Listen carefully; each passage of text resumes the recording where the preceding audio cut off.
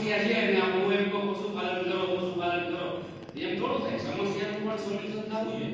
આવું છે ને, પશુપાલન કરવાનું જ છે આપણે, પણ આ સમસ્યાઓ પણ રેડી ન આ મેન વસ્તુ છે આ કે લગ્નની સમસ્યાઓ છે. તમે બહાર ગામ જવું હોય, તમે પશુપાલન રાખતા હો, તમે બહાર ગામ જઈ હોય, તમે સવારે ગયો સાંજમાં જવું પડે, તમારે 15 દી કાંઈ કરવું જ નથી, તો એવું થઈ શકે?